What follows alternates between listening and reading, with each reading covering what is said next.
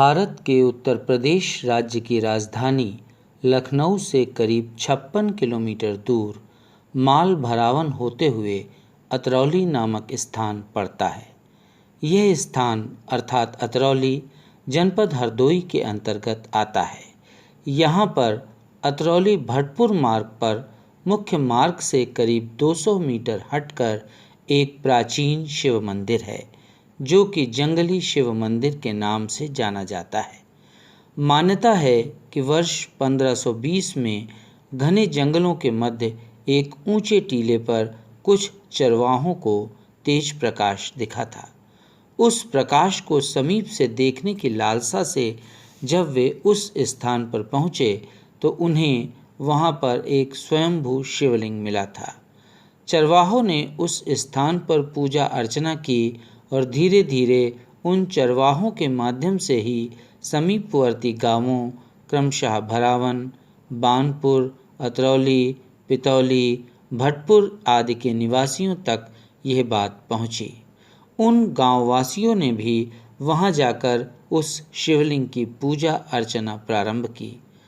चमत्कारिक रूप से शिवलिंग की पूजा अर्चना एवं दर्शन के उपरांत लोगों की मनोकामनाएं पूर्ण होने लगीं तो शिवलिंग की प्रसिद्धि चहुं ओर फैल गई। यह माना जाता है कि अंग्रेजों के शासनकाल में शिवलाल नामक एक सिपाही द्वारा शिवलिंग की प्रतिष्ठापना वर्तमान रूप में करवाई गई तथा एक चबूतरा बनवाकर स्थान विशेष को मंदिर का रूप दिया गया। संप्रति वर्तमान में यहाँ पर एक सुंदर मंदिर बना हुआ है। ये स्थान अत्यंत सुरम्य एवं शांत है। चारों ओर हरियाली है।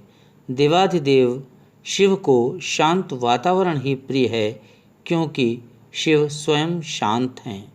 यही कारण है कि शांत मन में शिव का वास होता है। वस्तुतः शांत वातावरण में ईश्वर का ध्यान लगता है। ये ध्यान मन को एकाग्र करता है और इस एकाग्रता के फलस्वरूप देवाधिदेव महादेव का भक्त के मन में वास हो जाता है। यह एक प्रमुख कारण है जो इस मंदिर को विशेष बनाता है।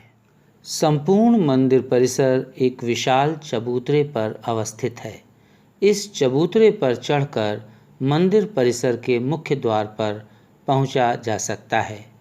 मुख्य द्वार के अंदर प्रवेश करते ही बाईं ओर बजरंग बली का मंदिर है और ठीक सामने वही प्राचीन शिवलिंग स्थापित है। मंदिर परिसर में ही महादेव के मंदिर से ठीक पहले एक अत्यंत प्राचीन वृक्ष है और उसके ठीक सामने एक हवन कुंड अर्थात यज्ञ वेदी निर्मित है। मंदिर परिसर में महादेव के मंदिर के पीछे तथा मुख्य द्वार के दाहिनी ओर भी कई देवी देवताओं के मंदिर हैं, जो कि इस मंदिर के वैभव को और बढ़ाते हैं। श्रावण मास में प्रत्येक दिन यहाँ मेला लगता है। श्रावण सोमवार की तो छठा ही निराली है। इसके अतिरिक्त प्रत्येक अमावस्या को यहाँ बहुत दर्शनार्थी आते हैं तथा मेला भी लगता है। महाशिवरात्रि में 3 दिवसीय कार्यक्रम होते हैं तथा भक्तों की अपार भीड़ जमा होती है। इसके अतिरिक्त अवकाश के दिनों में जंगली शिव मंदिर का प्रताप और चमत्कार भक्तों को यहाँ दर्शन हेतु बरबस खींच ही लाता है। इस मंदिर के महंत और पुजारियों के अनुसार यहाँ का शिवलिंग दिन में 3 बार रंग बदलता है। यह अपने आप में एक अलग चमत्कार है। मंदिर में भक्तों के लिए निःशुल्क आवास की भी व्यवस्था है। वे यहाँ पर रात्रि विश्राम कर सकते हैं। मंदिर परिसर के दूसरी ओर 14 वर्ष के लिए अखंड सीताराम संकीर्तन चल रहा है, जिसे आस पड़ोस के भक्त बड़ी ही श्रद्धा एवं उल्लास से पूर्ण कर रहे हैं। राम सीताराम सीताराम जय सीताराम सीताराम सीताराम सीताराम जय सीताराम सीताराम। सबसे महत्वपूर्ण बात यह है कि इस मंदिर परिसर में ही नैमिषारण्य के चक्र तीर्थ की ही भांति एक कुंड है। किंवदंती है कि शिवलिंग के दर्शन करने हेतु सुदर्शन चक्रधारी श्री हरि विष्णु जब पधारे थे तो शिवलिंग को प्रणाम करने के लिए सुदर्शन चक्र को एक स्थान पर रख दिया था। जिस स्थान पर सुदर्शन चक्र रखा गया था उसी स्थान पर कुंड का निर्माण हो गया था। संप्रति इस कुंड का जीर्णोद्धार श्री श्याम जी त्रिपाठी नामक भक्त ने करवाया था। कुछ भक्तों के अनुसार इसीलिए ये श्याम कुंड के नाम से जाना जाता है, परंतु अधिकांश भक्तों का यह मानना है कि श्री हरि विष्णु के अवतार श्री कृष्ण का एक नाम श्याम भी है। यही कारण है कि यह कुंड श्याम कुंड के नाम से जाना जाता है। इस स्थान की महिमा और सौंदर्य अत्यंत निराला एवं चमत्कारिक है। भक्त यहाँ आकर खो से जाते हैं।